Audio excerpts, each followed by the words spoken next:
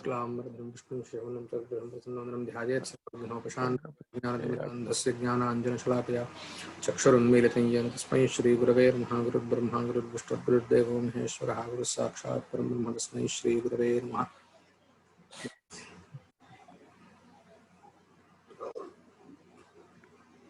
అది ఆ పేజ్లో ఇది ఈ పేజ్లో ఉందా?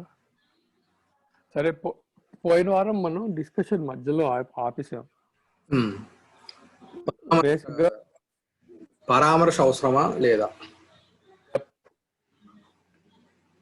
నేనేమో అవసరం అంటున్నాను, మీరేమో కాదని వాదిస్తున్నారు. సరే, ముందు ఒకసారి మళ్ళీ డెఫినేషన్ గుర్తు తెచ్చుకోవడానికి. సో ఇది దీనికే ఇప్పుడు మెల్లిగా వెళ్తున్నది. సరే, అయమేవ లింగ పరామర్శ ఇత్యుచ్యతే. ఈ 46 స్లైడ్కి వెళ్తే, సో ఈ ఫాంట్ మార్చారు కదా. తదనంతరం వన్హి వ్యాప్య ధూమవాన్ అయం పర్వతః ఇది జ్ఞానం ఉత్పద్యతే. అయమేవ లింగ పరామర్శ ఇత్యుచ్యతే. ఇప్పుడు ఏమంటున్నా, ఈ డెఫినేషన్ ఒకసారి let's make sure I get it right. వన్హి వ్యాప్య ధూమవాన్ అయం పర్వతః. ఈ వన్హికి ధూమానికి కనెక్షన్ ఉంది. ఆ కనెక్షన్ ఉన్న ధూమం కలిగిన పర్వతం ఇది. ఈ మూడిటికి లింక్, పర్వతానికి ధూమంకి, ఆ రెండు ప్రత్యక్షంతో ఎస్టాబ్లిష్ అయిపోయాయి. ధూమంకి వన్హికి అది స్మృతి వల్ల ఆ వ్యాప్తి ఒకటి ఉంది అని తెలిసింది. ఆ వ్యాప్తి ఇక్కడ అప్లై చేయడం వల్ల మూడు కనెక్ట్ అయ్యాయి. వన్హి కనెక్ట్ అవ్వలేదు. వన్హి ధూమ వ్యాప్తి, ధూమం, పర్వతం, ఈ మూడింటిని కనెక్ట్ చేయడమే లింగ పరామర్శ అని అంటారు. ఈ మూడు కనెక్ట్ అయి ఉన్నాయి అనే జ్ఞానం లింగ పరామర్శ. అంతేనా? అంతే.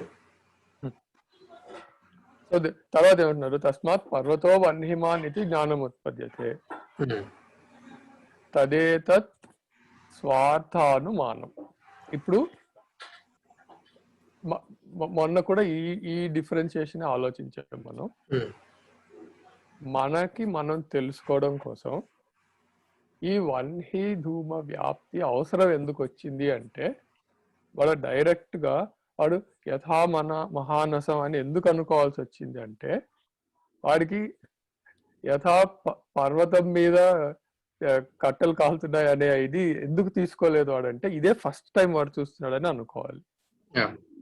ఆర్ అది ఈ పర్వతంలో అంటే మీరు ఫస్ట్ టైం, ఎప్పటికప్పుడు ఫస్ట్ టైం. ఎందుకు? దేశం ఒకటేనా, కాలం మాత్రం ఎప్పుడు ఫస్ట్ టైం. కాలం మారుతుంది. నిన్న నేను అనుమానం చేసిన ఇవాళ ప్రత్యక్షం అవ్వదు. ఇవాళ మళ్ళీ ధూమం కనిపిస్తే ఇవాళ కూడా వన్హి అనుమానమే. అవును, కానీ వ్యాప్తికి అప్పుడు వ్యాప్తికి ఏం వాడతాం అంటే, యథా మహానసం అనకుండా యథా పర్వత అని కూడా అనొచ్చు. యస్తన పర్వత అని కూడా అనొచ్చు. అంటే యథా పర్వత అంటే నిన్న నేను చూసిన పర్వతం లాగా అని కూడా చెప్పుకోవచ్చు. కానీ ఇప్పుడు అది లేదు కదా ఇప్పుడు. ఎందుకంటే వేరే type of knowledge all together కదా. నిన్న చూసి ఇప్పుడు రోజు 10ంటికి ఒకడెవడో ఎర్ర చొక్కా వేసుకొని రోడ్ దాటుతున్నాడు. సో ఇంకొక రోజు 10ంటికి ఎవడో ఎర్ర చొక్కా వేసుకొని రోడ్ దాటుతున్నాడు. ఇప్పుడు మనం ఏమనుకుంటాం, ఆ నిన్న చూసిన వాడిలాగా వీడు ఉన్నాడు అనుకుంటాం. ఆ మిగతా ఏం తెలియదు మనకి దాని గురించి. కానీ అంతేకాని వేరే వ్యాప్తుల కోసం వెళ్ళం. అప్పుడు అది అర్థం చేయడానికి ఇంకా వేరే ఆలోచించవచ్చు. ఈ విషయంలో చూస్తే వన్హిమాన్ పర్వతో వన్హిమాన్ అని తెలుసుకోవడానికి మనం తెలుసుకోవాలని ట్రై చేయట్లేదు. First point. అది ముందే తెలిసి అదే అని నిర్ణయించడానికి సపోర్టివ్ ఫ్యాక్టర్స్ చూపించడానికి చేయట్లేదు. మనం కేవలం పర్వతం చూసాం, ధూమం చూసాం. సో మనకి అత్యవసరమైనది ఏంటంటే, ఇప్పుడు ఆ పర్వతం మీద ఆ ధూమం ఎలా వచ్చింది, ఎందుకుంది అనే సందేహం కలిగింది కాబట్టి ఆ సందేహ నివృత్తి కోసం మనకి వ్యాప్తి తట్టింది కాబట్టి ఆ వ్యాప్తి ధూమం పర్వతం ప్రత్యక్షం అయితే వ్యాప్తి స్మృతి వల్ల వచ్చింది కాబట్టి ఈ మూడిటిని కనెక్ట్ చేయడం ఒక ఎక్స్ప్లిసిట్ స్టెప్ గా ఉండటం అవసరం. ఎప్పుడు అవసరం లేదు అంటే నిన్న పర్వతం మీద ధూమం చూసి ఇంకా వేరే ఏ ప్రాసెస్ ద్వారానైనా ఆ ధూమం వన్హి వల్లే వచ్చింది అని మనం అనుకుంటే ఆ అజంప్షన్ వాడగలిగినప్పుడు ఇంకా ఏ కనెక్షన్ పెట్టక్కర్లేదు, ఆ అజంప్షన్ తో కనెక్ట్ చేయొచ్చు. అప్పుడు స్మృతి ఏమిటి, వన్హి ధూమం కనెక్షన్ కాదు, నిన్న ఎవరో చెప్పిన ఎక్స్ప్లెనేషన్, లేకపోతే నిన్న నేను కంక్లూజన్కి వచ్చిన విషయం ఇది, అది రెఫరెన్స్ గా వాడచ్చు. ఇప్పుడు ఏది రెఫరెన్స్ గా వాడుతున్నాం, వ్యాప్తి. ఎత్ర ఎత్ర ధూమస్ తత్ర వన్హి. కాబట్టి ఒక ఎక్స్ప్లిసిట్ స్టెప్ అవసరం ఉండనే ఉంది, అది లేకుండా నెక్స్ట్ స్టెప్ కి వెళ్ళలేము. ఆ నెక్స్ట్ స్టెప్ ఏమిటి అంటే తస్మాత్ పర్వతో వన్హిమానితి జ్ఞానం ఉత్పద్యతే. ఇప్పుడు ఇది సరే, తదేత స్వార్థానుమానం. ఈ జ్ఞానం ఉత్పన్నం అవటానికి కారణం ఈ మూడు ఒక చోట ఉండబట్టి సరే ఇవన్నీ ఆ పర్వతం మీద ఉంది అనే ఇది వచ్చింది. అండ్ మొన్న ఒక్క వన్నే కాదు, చూసేవాడిని బట్టి what ever it is. Yeah, okay. నేను ఇంకో రకంగా చెప్పనా, ఇది ఎందుకు అవసరం లేదు అంటే జస్ట్ ఏబిసి లాగా తీసుకుంటే బిని నేను హేతువుగా అనుకుంటున్నా. బిలో ఏ అనేది ఏ ఈజ్ ఈక్వల్ టు వ్యాప్తి, సి ఈజ్ ఈక్వల్ టు పక్షధర్మత. నాకు అనుమతికి కావాల్సింది ఏంటి అంటే ఏ యొక్క జ్ఞానం, సి యొక్క జ్ఞానం. సో ఏ వ్యాప్తి అయితే వల్ల ధూమం ఉంటుంది, ఎక్కడ ధూమం ఉంటుందో అక్కడ వన్హి ఉంటుంది, అది కావాలి. సి అంటే కూడా ఏ అండ్ సి అనేవి they are attributes of B. ఈ విషయంలో అంటే మామూలుగా అంటే ఇప్పుడు బి ఈజ్ ఈక్వల్ టు హేతు, ఏ ఈజ్ ఈక్వల్ టు వ్యాప్తి, సి ఈజ్ ఈక్వల్ టు పక్షధర్మత అని అంటున్నా. సో బిలో మీకు ఏ అండ్ సి యొక్క జ్ఞానం ఉంటేనే, అంటే ఇవి ప్రీ రిక్విజిట్స్ అనుమితికి ప్రీ రిక్విజిట్స్ అనమాట. సో వ్యాప్తి జ్ఞానం అంటే వ్యాప్తి జ్ఞానంలో ఏం తెలుస్తుంది, బిలో ఏ తెలుస్తుంది, పక్షధర్మత జ్ఞానంలో బిలో సి తెలుస్తుంది. అవును, పరామర్శలో కొత్తగా తెలిసేది ఏం లేదు, ఏబిసి అనేది తెలుస్తుంది. అవును, ఆ ఏబిసిలే వాడుతున్నాము అనేది ఎక్స్ప్లిసిట్ గా ఒక స్టెప్ గా వేస్తున్నాం అక్కడ. యాక్చువల్లీ ఏంటంటే ఇక్కడ రిడెండెన్సీనే ఉంది అని ఇదనమాట. ఎందుకంటే మీకు పక్షము అనేది, ప్రకృత పక్షం అనేది పక్షధర్మతా జ్ఞానంతోనే తెలిసిపోతుంది. సో మీకు మళ్ళీ ఇదే పక్షంలో ఉంది అని చెప్పాల్సినటువంటి అవసరం లేదు ధూమం హేతు. అది జ్ఞానంతోనే తెలిసిపోయింది. ఈ పక్షధర్మతా జ్ఞానంలో తెలిసినటువంటి ఏదైతే ధూమం ఉందో దానిలోనే వ్యాప్తి కూడా వ్యాప్తి జ్ఞానంలో తెలుస్తుంది. అదే నా పాయింట్ ఏంటంటే అది వేరే ధూమం అయి ఉండొచ్చు కదా. అంటే ఇప్పుడు అదే చెప్తున్నాను, వ్యాప్తి. అందుకనే నేను అన్నాను అన్ని ధూమాలకి అన్ని వన్హులకి వ్యాప్తి తెలిసింది వ్యాప్తి స్థానంలో, అది ధూమం కూడా అవుతోంది. కానీ అది ఎక్స్ప్లిసిట్ గా స్టేట్ చేస్తున్నాం అంతే. అంటే ఇప్పుడు ఇక్కడ చెప్పదలుచుకుంది నేను ఏమిటి అంటే, నేను ధూమాన్ని రెండు రకాలుగా చెప్పొచ్చు. ధూమాన్ని ధూమము అని చెప్పొచ్చు, పర్వతీయ ధూమము అని చెప్పొచ్చు. వినపడలేదు, మళ్ళీ చెప్పండి. యా, ధూమాన్ని ధూమము అని చెప్పొచ్చు, పర్వతీయ ధూమము అని కూడా చెప్పొచ్చు. సో ఇప్పుడు ఇక్కడ ప్రస్తుతం హేతు ఏమిటి, ధూమమా పర్వతీయ ధూమమా? కదా, ఇప్పుడు మాత్రం పర్వతీయ ధూమమే. ఎందుకంటే ఒక్క నిమిషం, పక్షధర్మత ఎందులో ఉంది అంటే పర్వతం మీద ఉన్న ధూమం. కరెక్టే. కానీ మీకు పక్షధర్మత వల్ల అది పర్వతీయం అని తెలిసిపోతుంది.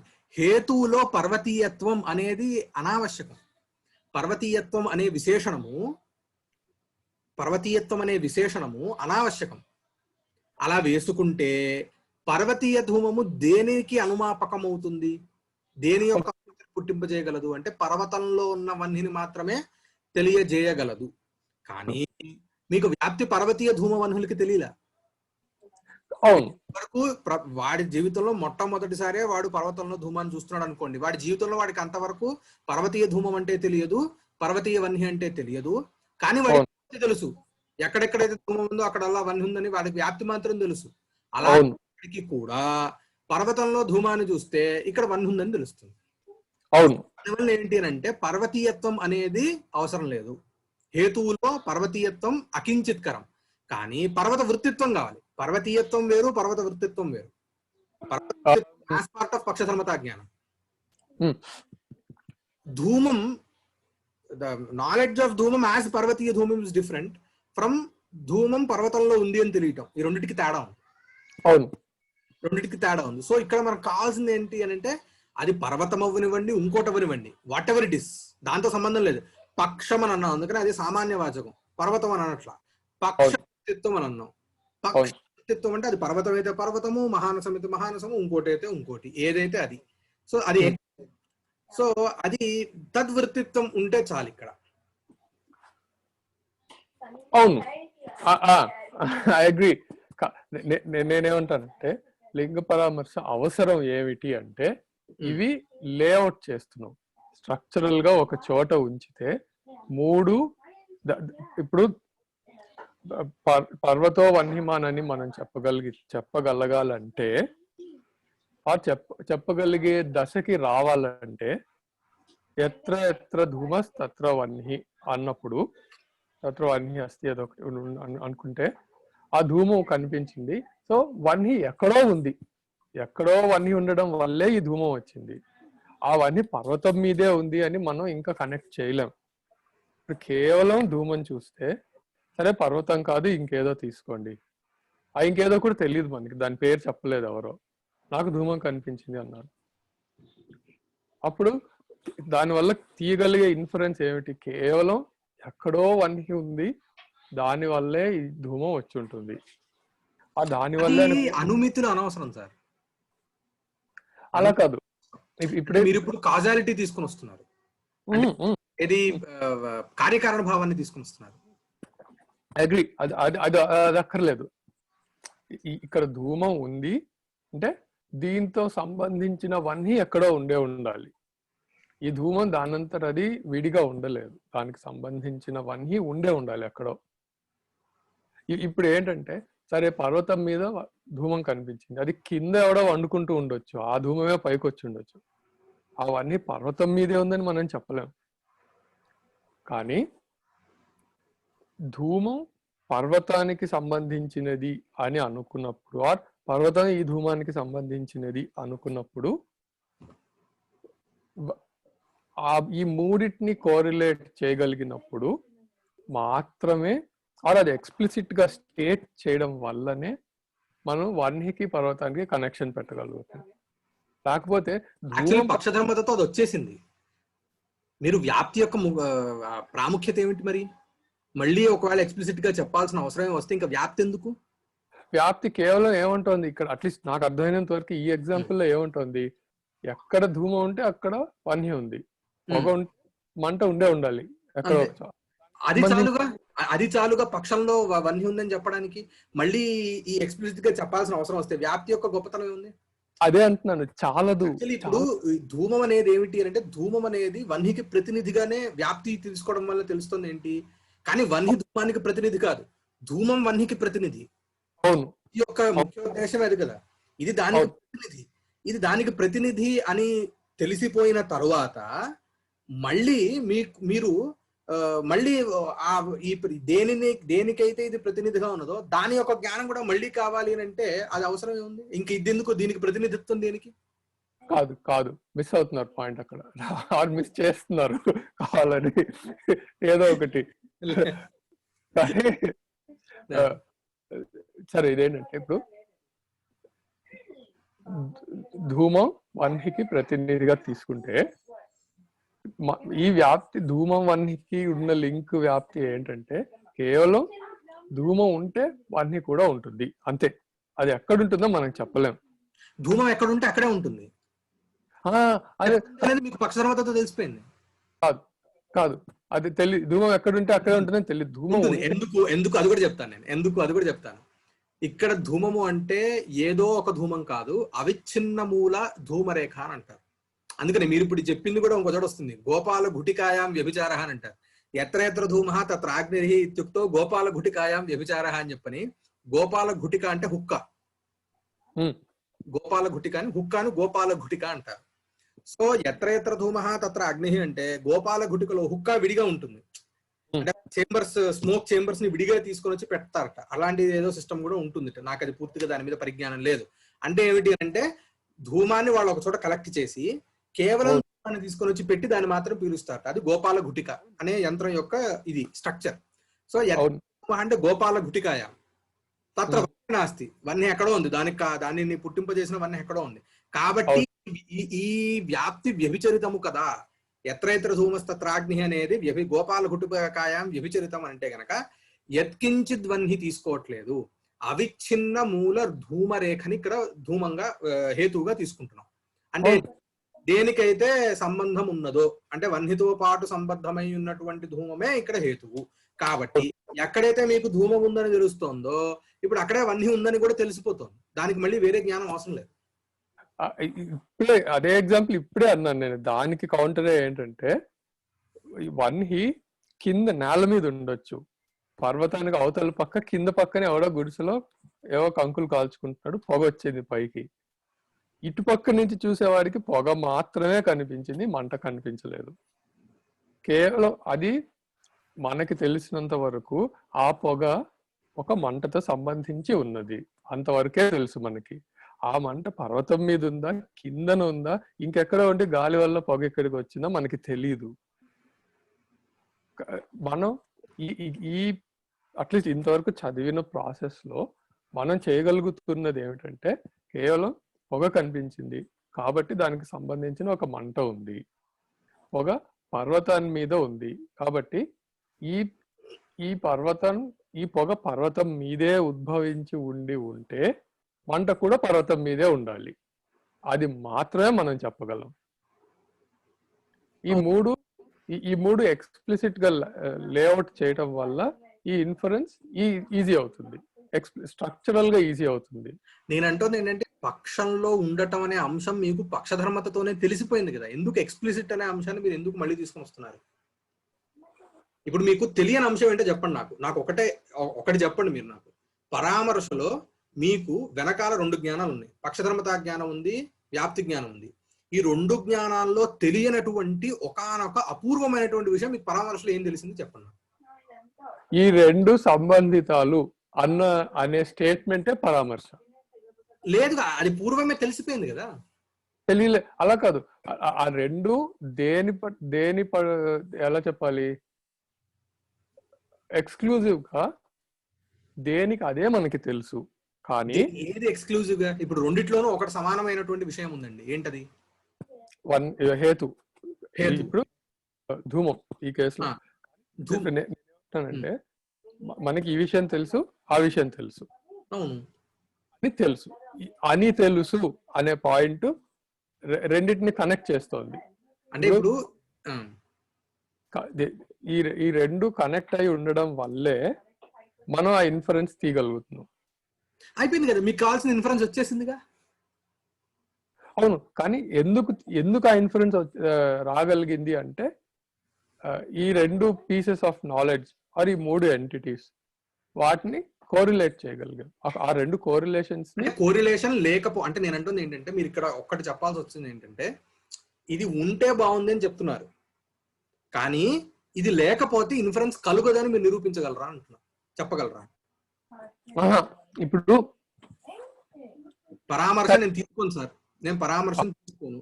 అనుమితికి కావాల్సిన 2 అంశాలు నాకు వ్యాప్తి జ్ఞానం, పక్షధర్మతా జ్ఞానం వల్లే కలిగినాయి నేను అంటాను. మీరు కాదు అని మీరు నిరూపించగలరా? ఏ లేకపోవటం వల్ల అనుమితి కలగదు. సరే, ఇక్కడ ఏమంటున్నారంటే నేను టెక్నికల్ గా మీతో డిబేట్ చేయలేను, ఎందుకంటే నాకు ఆ వొకాబులరీ లేదు. కానీ అట్లీస్ట్ మనం చదివినంత వరకు మాత్రం స్పష్టంగా నేను చెప్పగలిగింది ఏంటంటే, ఇప్పుడు రెండు సపరేట్ గా చూపిస్తున్నాడు. ఒకటి ఏంటంటే ఒక బేస్ ఎస్టాబ్లిష్ చేసి ఈ స్ట్రక్చర్ ఇలా ఉండటాన్ని లింగ పరామర్శ అంటున్నారు. తర్వాత దాని తస్మాత్ పర్వతో వన్హిమానితి జ్ఞానం ఉత్పద్యతే. జ్ఞానం పుట్టడం ఒక సపరేట్ స్టెప్. అది ఆ జ్ఞానం సపరేట్ స్టెప్ గా ఐడెంటిఫై చేయడం కోసం ఇలా లేఅవుట్ చేశారు వీళ్ళు అని నాకు అనిపించింది.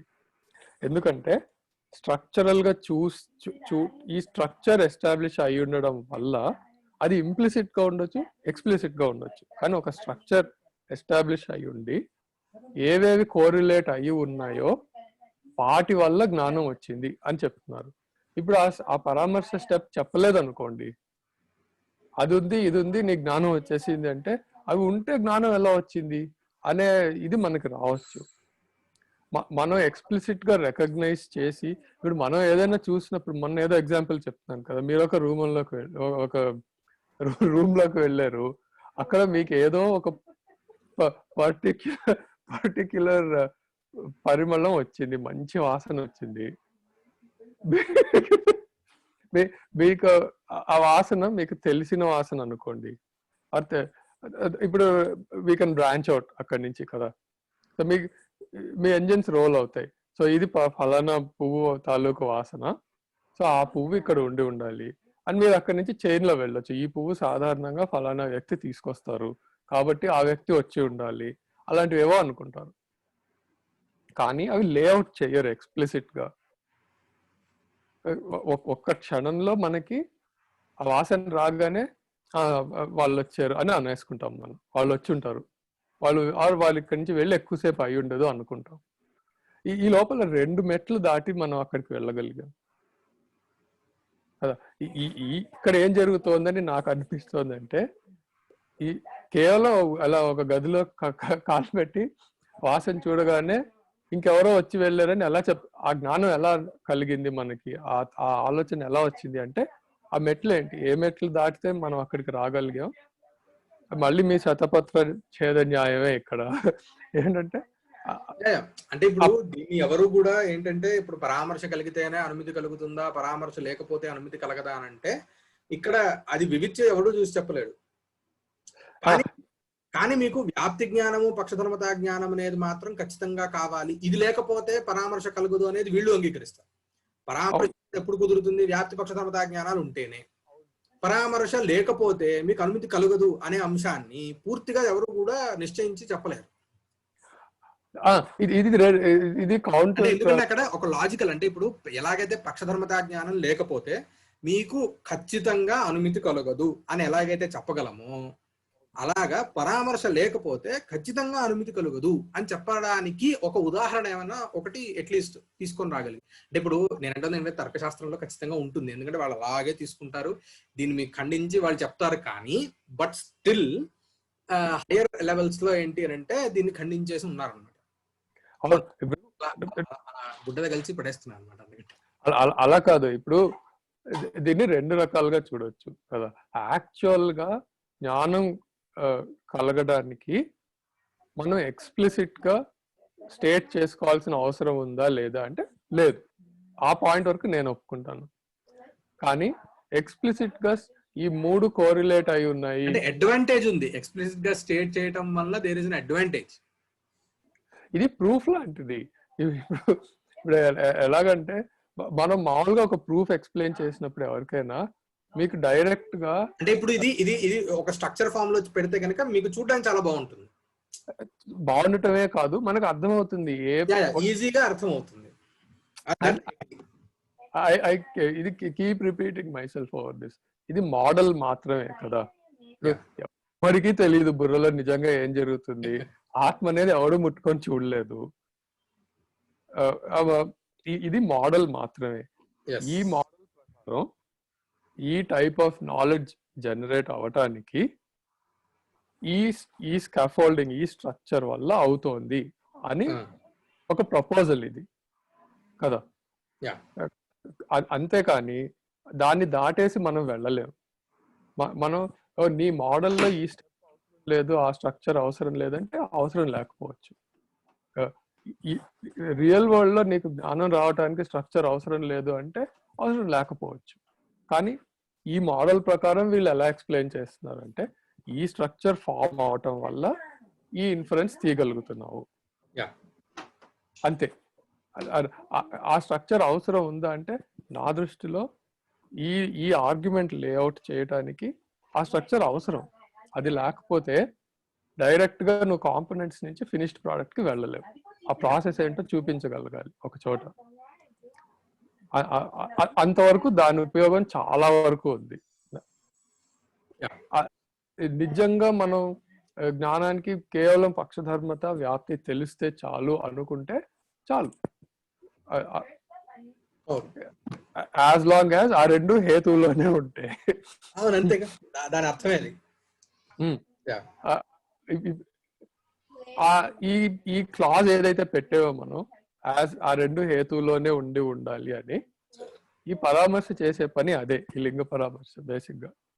యాక్చువల్లీ పక్షధర్మత అంటే హేతువులో పక్షధర్మత. ఇది దేన్ని ఇగ్నైట్ చేస్తుంది? దేనిలో అయితే పక్షధర్మత తెలిసిందో దానిలోనే వ్యాప్తిని ఇగ్నైట్ చేస్తుంది, వ్యాప్తి జ్ఞానాన్ని. అవును. అండ్ ఈ హేతు ఇంపార్టెన్స్ ఇంకొకటి ఏమిటి ఇక్కడ అంటే, ఇప్పుడు పొగ చూసాం మనం కొండ మీద, అప్పుడు కొండ తాలూకు వ్యాప్తులు మనకి హైలైట్ అవ్వట్లేదు కదా, వ్యాప్తి హైలైట్ అవుతుంది ఇక్కడ. కాబట్టి ఇప్పుడు ఈ ఈ రెండింటిని ఒక చోట పెట్టడం అనేది వల్లే జ్ఞానం వచ్చింది అనేది దట్స్ అండర్స్టూడ్. ఇక్కడ ఎక్స్ప్లిసిట్ గా చెప్తున్నారు అంతే. ఈ ఎక్స్ప్లిసిట్ గా చెప్పడం వల్ల జ్ఞానం వచ్చిందా అంటే నో, కాదు. అది వీ కాంట్ సపోర్ట్ ఇట్. అవుతుందా? మేబీ, ఎవరికి తెలియదు. ఇది ఒక model. But this will help us understand you ended up with that knowledge. Infer చేసే ఎగ్జాక్ట్ ప్రాసెస్ ని ఎవ్వరూ చెప్పలేరు. అందరి దగ్గర ఒక మోడల్ ఉంటుంది. ఈ మోడల్ ప్రకారం ఏవేవైతే కోరిలేటెడ్ ఇవి ఉన్నాయో అవన్నీ కోలొకేట్ అయి ఉన్నాయి అని, అది అందువల్లే ఇలా అవుతోంది అని చెప్పడానికి ఇది ఒక ఇంటర్మీడియట్ స్టెప్ గా చాలా ఉపయోగపడుతుంది. అది నా అభిప్రాయం. అది అఫ్ కోర్స్ ఈ క్షేత్రంలోనే ఎక్కువ పనిచేసి ఎక్కువ చదివిన వాళ్ళకి ఇంకొక 40 రకాల పాయింట్లు ఉంటాయి. నేను ఇంతకు చెప్పలేకపోతున్నాను. ఇంకా మేబీ ఓవర్ టైం ఇంకొక వేరే యాంగిల్ తీసుకురావచ్చు.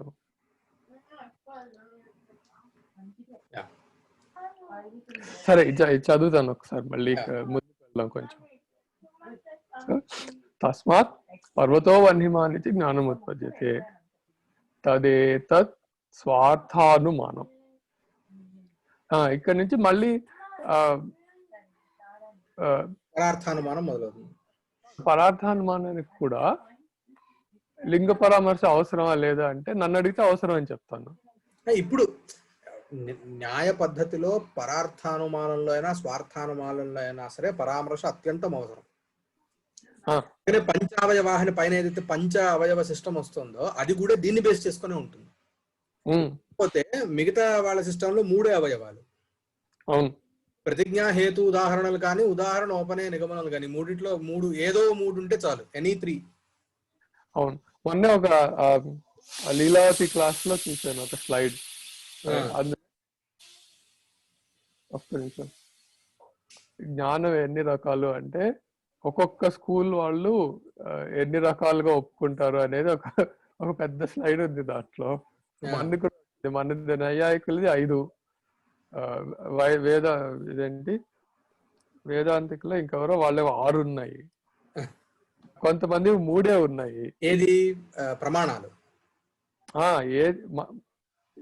ఏది ప్రమాణంగా ఒప్పుకోవచ్చు అంటే ఆ నంబర్ మారుతూ ఉంది, ఒక్కొక్క స్కూల్ ని బట్టి ఒక్కొక్కటి ఉంటుంది.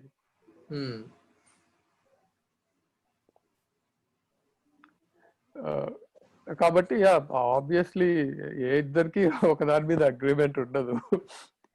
కానీ సరే, ఎత్తు స్వయం ఈ ఫాంట్ మళ్ళీ అయ్యయ్యా ప్లీజ్ స్వయమేవ స్వయం ధూమాద్ అగ్నిమనుమానాయ అనుమాయ పరప్రతిపత్తాయ పరప్రతిపత్త్యర్థం పంచావయ వాక్యం ప్రయుక్తే తత్ పరార్థానుమానం సరే యత్తు స్వయం ధూమాత్ అగ్నిమనుమానాయ ఈ అనుమాయ ఒకటి యత్తు స్వయం ధూమాత్ అగ్నిమనుమాయ పరప్రతిపత్త్యర్థం పంచావయవాక్యం ప్రయుక్తే తత్పరార్థానుమానం యథా పర్వతో వన్హిమాన్ ధూమవత్వాత్ యో అగ్నిమాన్ యథా మహానసః తథా చాయం తస్మాత్ ఒక నిమిషం తస్మాత్ తథేతి ఆ రా కాదు అది ఇటే ఉంది ఆ పాత ఫాంట్ పెట్టండి ప్లీజ్ కన్ఫ్యూజింగ్ గా ఉంది కనిపిస్తున్నది కానీ ఏదో కొత్తగా కన్ఫ్యూజింగ్ గా ఉంది అంతే అది మేబీ ఇంకొన్ని రోజులు ఇచ్చేదితే ఇది అలవాటు అయిపోతుంది అంటే అది కొంచెం బోల్డ్ గా బాగుంది అని చెప్పని కూడా కొంచెం ఆర్టిస్టిక్ గా ఉంది అని యా అంటే షార్ప్ లైన్స్ ఉన్నాయి దీనికి కొంచెం దానికంటే కానీ మామూలుగా ఈ మాన్యుస్క్రిప్ట్స్ లో పేపర్ మాన్యుస్క్రిప్ట్స్ లో ఇలాంటి ఫాంటే ఉంటుంది అన్నమాట ఇంక్ తో రాసినవి అందుకని చేసుకుంటాను ఇంకొక 2 వారాలు ట్రై చేద్దాం నచ్చకపోతే మార్చేద్దాం అప్పుడు కానీ యథా పర్వతో వన్హిమాన్ ధూమవత్వాత్ యో ధూమవాన్ సో అగ్నిమాన్ మీరు కింద ఆడియోని మీరు ప్లే చేసి మీరు దాని యొక్క సౌలభ్యాన్ని పొందట్లేదు వద్దు అది తర్వాత ఎప్పుడైనా అవసరం అయితేనే నాకు రాక కాదు కదా కనిపించక ఇప్పుడు ఒకవేళ సరే అదేదో వేరే భాషలో రాశారు నాకు అది ఎలా చదవాలో తెలియదు అంటే అది నొక్కొచ్చు అది చదవడం నాకు వచ్చు కాకపోతే ఇది అండ్ ఉండే ఇబ్బందులు మనం ప్రత్యక్షంగా కలిసినప్పుడు ఇదైపోతున్నాయి కదా సరే యథా మహానసః తథా చ అయం తస్మాత్ తథేతి తస్మాత్ తథ ఇతి ఇది 2 పాయింట్లే మొన్న కూడా అనుకున్నాం కదా సో అనేనా అంటే దేర్ ఫోర్ అని అనేనా ప్రతిపాదితాలింగాత్ పరోప్యగ్నిం ప్రతిపద్యతే సరే పరహాపి వేరేవాడు అగ్నిం ప్రతిపద్యతే అగ్నిని తెలుసుకుంటున్నాడు సో ప్రతిజ్ఞ ఇదేంటి హోతు కదా హేతు ఉండాలి కదా ప్రతిజ్ఞ తప్పొచ్చిందా మళ్ళీ డొనాల్డ్ ఇన్కమింగ్ డొనాల్డ్ క్నుత్ పేరు విన్నారా మీరు ఏమండి డొనాల్డ్ క్నుత్ ఆయన ఈ టైప్ సెట్టింగ్ సిస్టమ్స్ అవి చేశారు చాలా గొప్ప కంప్యూటర్ సైంటిస్ట్ ఆయన అసలు ఓకే ఆయన ఏం చేస్తారంటే ఆయన పబ్లిష్ చేసిన పుస్తకాల్లో ఎవరైనా ఎలాంటి తప్పు అయినా సరే వెతికితే వాళ్ళకి ఒక చెక్ రాసి పంపిస్తారు సో మీకు ఇన్సెంటివ్ తప్పులు రాకుండా ఉండటానికి మళ్ళీ గొరిగేయకుండా జాగ్రత్తగా చూసుకోవడానికి ఇది దానికి కూడా మీరే ఫండ్ చేయాల్సి వస్తుంది అప్పుడు అందుకే అంటున్నాను కదా అప్పుడు వాళ్ళు వచ్చి పట్టుకుంటారు మరి ఇచ్చిందంతా తప్పులకే పోతుంది అని సరే ప్రతిజ్ఞ హేతుదాహరణోపనయ నిగమనాని పంచావయవాః పర్వతో వన్హిమాన్ ఇది ప్రతిజ్ఞ ధూమవత్వాత్ ఇది హేతుః యో ధూమవాన్ సో అగ్నిమాన్ ఇత్యుదాహరణం తథా చాయం ఇత్యుపనయః తస్మాత్ తథా ఇతి నిగమనం సరే సో స్వార్థానుమితి పరార్థానుమిత్యోర్ లింగ పరామర్శ ఏవ కరణం. రెండిటికి ఇదే కరణం. తస్మా లింగ పరామర్శో అనుమానం. రెండిటికి లింగ పరామర్శే అనుమానం. సరే, సో లింగం త్రివిధం. అన్వయ వ్యతిరేకి. దీనికి ముందర జస్ట్ ఒక చిన్న అడిషనల్ ఇన్ఫర్మేషన్ ఇస్తాను. ఇప్పుడు దీన్ని ఇప్పుడు ఎక్కడైతే మనకి ఇప్పుడు ఈ పంచావయవాలు వచ్చాయి కదా, సో ఈ స్టేట్ లో ఈ ఎక్కడైతే ఈ పంచావయవాలు వస్తాయో, సో ఆ కాన్సెప్ట్ ని, ఆ సిచ్యువేషన్ ని కథ అని అంటారు. కథ అంటే నానావక్తృక పూర్వోత్తర వాక్య సందర్భ. అంటే చాలా మంది అంటే నానా అంటే వస్తుకైతే ఇద్దరు, మినిమం ఇద్దరు లేదా అంతకంటే ఎక్కువ మంది మధ్యలో జరిగేటటువంటి డైలాగ్, వెర్బల్ ఏదైతే ఎక్స్చేంజ్ ఉన్నదో దాన్ని కథ అని అంటారు. ఈ కథ ముఖ్యంగా 3 రకాలు: వాదము, జల్పము, వితండ అని చెప్పని 3 రకాలు. సరే, నేను చెప్పడానికి ట్రై చేస్తాను, తప్పైతే కరెక్ట్ చేయండి. ఇది ఇంతకు ముందు కూడా ఒకసారి చదువున్నాను నేను. సరే, వాదము అంటే మామూలుగా ఆర్గ్యుమెంటేషన్. జల్పము అంటే వాడు ఊరికే ఏదో ఒకటి చెప్పాడు. వితండం అంటే కావాలని తప్పుగా మాట్లాడడం. అంతేనా? అంటే మూడోది కొంత కరెక్ట్. సో ఇక్కడ ఫస్ట్ ది వాదము అని ఏంటంటే it is not actually discussion అని చెప్పచ్చు. Discussion it's discussion. అంటే డిస్కషన్ అంటే ఏంటి అని అంటే తత్వబుభుత్సో కథావాద. అంటే అసలు రియల్ ట్రూత్ ఏమిటి అంటే ఏదో ఒక కామన్ ఒక దీన్ని తీసుకొని దాని మీద 2 పక్షాలు ఉంటాయి ఎప్పుడు కూడా. సో ఆ పక్షంలో main spirit of the dialogue ఏమిటి అని అంటే గనక ఎవడు ఓడాడు, ఎవడి పక్షం గెలిచింది అనేది కాదు. It is not spending about your what you call, దాన్ని ఏమంటారు, మీ పక్షాన్ని కాపాడుకోవటం దానిలో ముఖ్య ఉద్దేశం కాదనమాట. అసలు ఆ విషయం గురించి, అసలు ఆ విషయం యొక్క దీన్ని నిర్ధారణ చేయడం. సో అది వాదము. జల్పము అని అంటే ఇట్ ఈస్ నథింగ్ బట్ అంటే సేమ్ అంటే వాదంలో కొన్ని ఎలిమెంట్స్ ఉంటాయి. ఏంటి? ఈ పంచావయవాలు, ఈ పంచావయవ వాక్య ప్రయోగము, అలాగే కొన్ని సిద్ధాంతాలని అంగీకరించి ముందరికెళ్ళడం. అంటే ఏంటంటే కొన్ని బేసిక్ ప్రిన్సిపల్స్ ఇద్దరికి సమానంగా ఉంటాయి. వీడు అంగీకరిస్తాడు. సో ఆ బేసిక్ ప్రిన్సిపల్స్ ఉండటం, తర్వాత కొంత డెకోరం ని మెయింటైన్ చేయడం, ఇట్లాంటివి. అంటే ఏంటంటే అనవసరంగా దూషణలు ఇట్లాంటివి అనవసరంగా ఉండవు అనమాట. సో ఇట్లా ఉంటుంది. సో వాదంలో ఉండే కాంపోనెంట్స్ ఉంటూనే జల్పంలో ఏంటి అంటే ద స్పిరిట్ ఆఫ్ జల్పం ఏంటి అని అంటే గెలవటం. లైక్ ఇప్పుడు తప్పు ఒప్పుతో సంబంధం ఉండదు అక్కడ. It is more over like నా పక్షం గెలిచిందా లేదా అనేది నేను చూసుకోవాలి.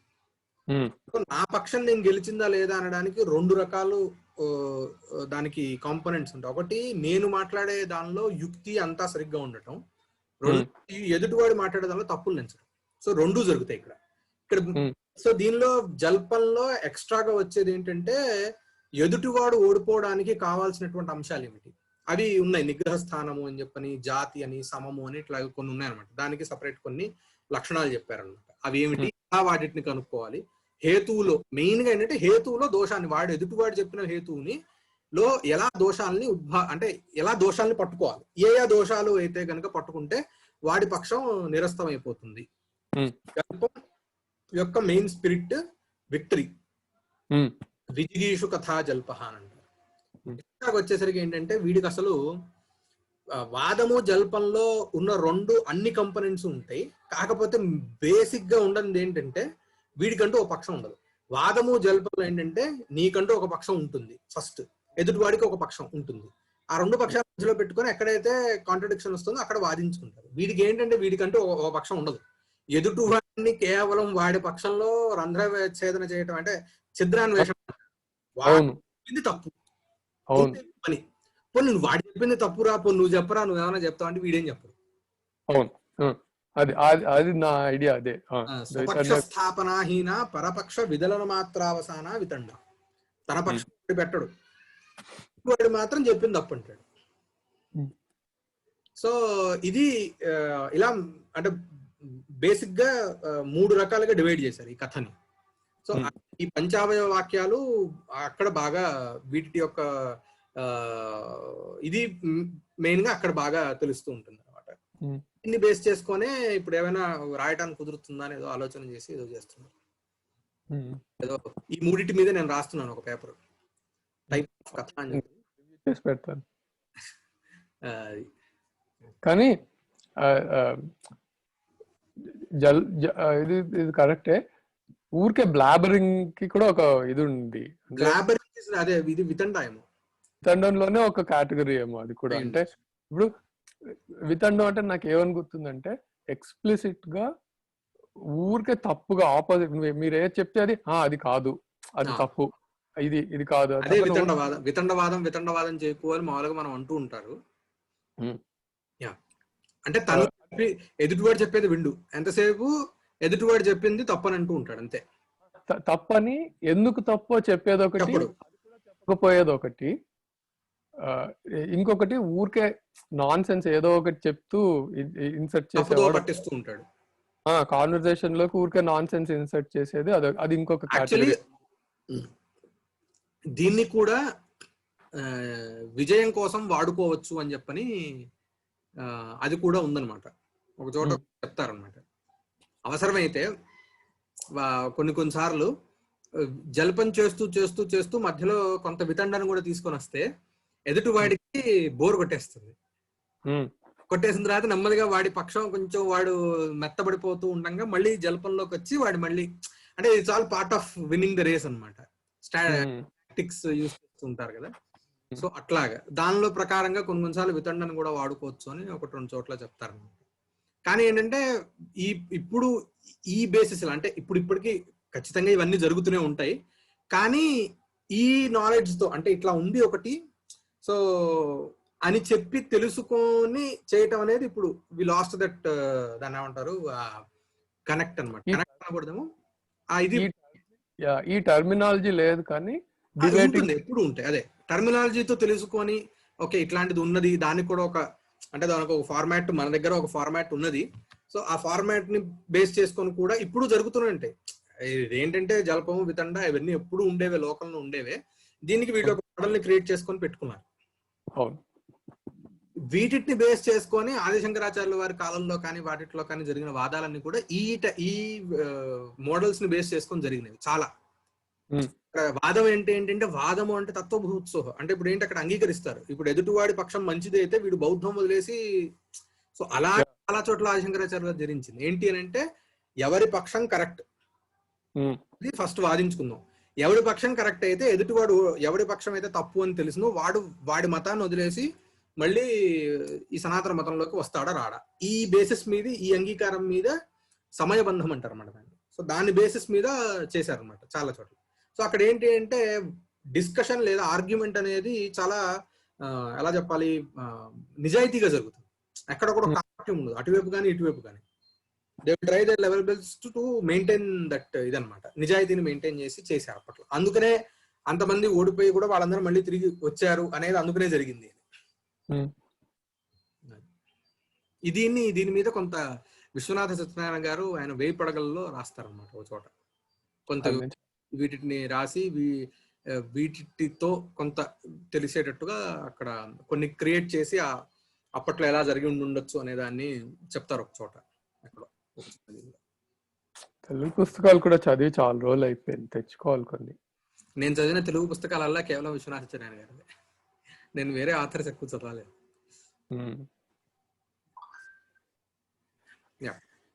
సరే, లింగం త్రివిధం అన్వయ వ్యతిరేకి ఇక్కడ ఆపుదామా కొంచెం, నాకు కొంచెం నడుము నొప్పి. సరే ఆపేద్దాం. మళ్ళీ రేపు కలుద్దాం. రేపు నాకు కూడా కొంచెం పని ఉంది. సో రేపు